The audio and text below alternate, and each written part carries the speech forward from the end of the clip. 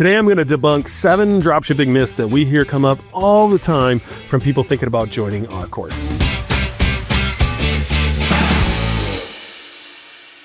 Number 1, dropshipping is easy and requires no work. I've heard people say it's a passive income stream with no effort. And while it can be easier than other business models, of course it takes work. Any business you're ever going to start takes work. In fact, it's probably more work than you do anywhere else in your life, but it's a more rewarding work because you're doing something once and it's paying you time and time and time again if you do things right. So while you don't handle inventory, you don't have a warehouse, you still need to market your product. You need to handle all the orders, you need to handle customer service, you need to optimize your store, you need to do SEO, you need to write emails. There is loads of work to do in a business if you want to grow your business. But dropshipping certainly makes some things easier in that you, again, don't have to handle inventory. 2, you can get rich overnight. Just set up a store and the money rolls in instantly. This is something I've seen many gurus say and probably come across your social feed too. That just set this up. I made $1 million last month. Certainly I've seen a lot of fake screenshots. I've seen a lot of gurus come and go talking a lot of stuff that's just not true. The reality is success in dropshipping takes time. It's like any other business, right? You need to find the person you're going to serve. You need to find the products that they purchase. You're going to need to learn how to build product pages that become little salesmen and women for you. You need to figure out how to run ads the correct way. You need to do SEO. You need to drive traffic. You need to build brands. You need to support your customer. There's a lot that you need to do, and that's going to take time. You don't know how to do any of this stuff, right? So this is like somebody saying you can learn how to ride a bike overnight. Well, yeah. Kind of. You can ride your bike a little bit, but when did you actually get good at riding your bike? It took a while, right? It took a while for you to get comfortable. It took a while for you to understand how to lean left and right to take corners rather than turn your steering wheel. There's a lot you need to learn in running a business, and you have 0 of those skills right now, more than likely. And so you're not going to get rich overnight. In fact, you're probably not going to get rich in months or even the first year. It's going to take time for you to build these skills that are necessary for you to get good at what you're doing. Number 3, dropshipping is 100% free. You don't need any money to start. Another thing that I have seen so many gurus say, it is frustrating to be on the other end of this. It's frustrating to be probably the only dropshipping course in the space that is teaching a real legit business model with 2 people who actually have done this for a decade and had real success. And many of our students have had success as well. We've had plenty on the podcast here too. So it's weird being in this space and watching all of the other, I'll call it what it is, bullshit that is out there from all of these gurus spouting stuff like this, that it's free, that you don't need any money to start.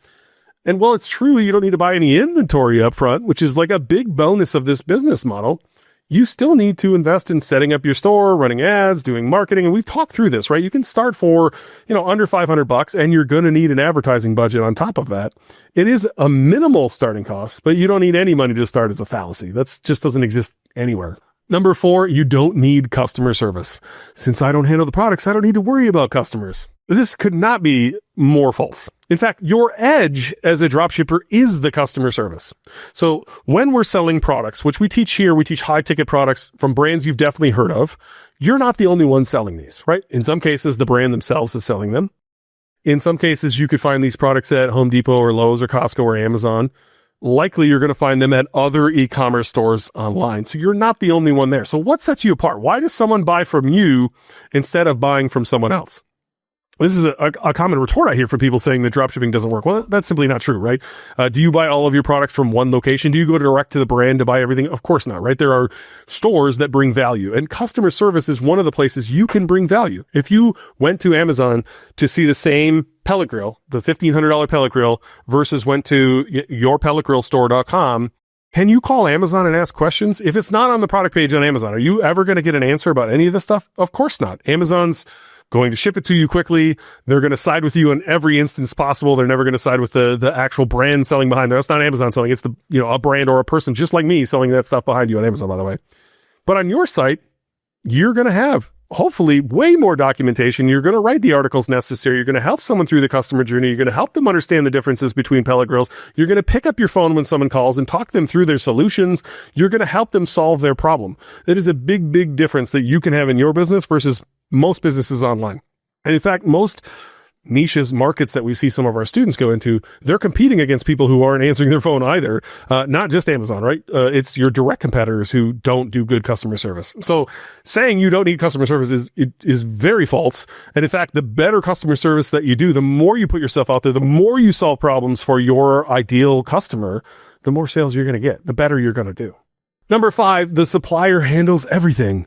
The supplier will take care of quality control, returns, and complaints. Well, that's not true, right? You are definitely going to work with brands and sometimes distributors who are the manufacturer of the product that you're selling, right? So if I sold Memphis pellet grills, Memphis themselves is indeed going to manufacture the product. It's their product. If they're going to ship it to my customers on my behalf, they're going to drop ship it to them. That's what drop shipping is. So I don't need to hold inventory. Beyond that, it's my customer, right? So if they want a refund, they're not calling Memphis to get a refund. They bought it from me. If they have a question about QC, they're not calling Memphis, they're calling me. And so while you think this might be hands off and the supplier handles everything, that couldn't be further from the truth. That is the value you bring to that manufacturer. Why do they want you to sell their products? So that you can market their products, you can drive customer sales, and also you're not just passing the buck back to them. That wouldn't bring any value to these manufacturers. So you are going to have to handle refunds, returns, quality control, even if you've never seen the product, which I built and sold my first store without ever seeing a single 3D printer. But I still had to solve a lot of problems. And sometimes that meant, hours on the phone with the manufacturer being the middleman here, right? The customer said this, I don't know how to answer it. I call the manufacturer, I ask them questions, I reach back out to my customer, offer solutions, but make no doubt about it. That's your customer. That's not Memphis's customer. That's your customer, and you need to take care of them. Number 6, dropshipping is dead in 2025. We've beaten this horse to death. We have multiple podcasts on this stuff. People say too many people are doing it. There's no money in it anymore. That's just simply not true. There are so many untapped markets. In fact, I find a product probably multiple times a week. Certainly when I get on calls with consulting clients or students, I'm surprised all the time at new areas, new places to serve people that contain high ticket products. Now, you want to say dropshipping's dead for that low ticket AliExpress nonsense that was always dead? Yeah, I agree. That's very, very hard. That is not a pathway I would recommend to anyone, but selling brands, selling products that people have already heard of, solving real problems, and selling high ticket for all the reasons we've talked about on this podcast, that is definitely not dead in 2025, and it's not going to be dead anytime soon. It's been around as long as the internet's been around, and it's going to be around for a long time. And last but not least, number 7, you can dropship any product and succeed. Just pick any product and start selling is what the gurus will tell you. This is not true, right? Let alone they're talking about winning products. Go find the next winning product and then sell the shit out of it on social media, disappoint all of your customers with long shipping times and crappy products from China, and then just turn and burn. Find the next hot product, start a new store. Who cares about all those people? That's not what we teach here. That's not what I recommend anyone doing. You want to start a real business. You want to serve real people. And it's not about the products. It's about the person you want to serve. So who is the person behind the screen that you want to serve? What problems do they have? What products do they buy to solve those problems? Those are the products you're going to sell. But make no doubt about it. You're not selling the product. You're helping the person. And so John and I encourage you to find the person you want to serve. And you can't just dropship products to any person and succeed. I'll tell you that right now. I've been in industries where the person sucks. You don't want to serve that person. I've served older folks with very little money, and I've served affluent middle-aged men. And I got to tell you, those are not the same people. They do not have the same spending habits. The elderly people struggle to use technology. They needed help over the phone. They charge back for a million different reasons, which chargebacks are the bane of your existence as an e-commerce store owner. And they had tight purse strings, right? They had a tighter budget, where the middle-aged, affluent male who was buying something for his hobby would lay in bed at night and spend $8,000 on his phone regularly. And so you can't just dropship any product or dropship to any person and succeed necessarily, but you should find the person you want to serve, who makes sense to serve, and then go find the products they buy, and you're going to win that way. So that's 7 dropshipping myths. I don't know how some of these get started. I hope this debunks some of these things. And if you have more questions or more myths that you'd like me to debunk about dropshipping, I'd be happy to do so. If you're ready to get started dropshipping the right way, with a proven course, with a track record, with students you can hear on our podcast who are doing this and doing this successfully, head to dropshipbreakthrough.com/go. There's a free training there. John will walk you through exactly what building one of these stores looks like. Absolutely no obligation. It's completely free. Dropshipbreakthrough.com/go.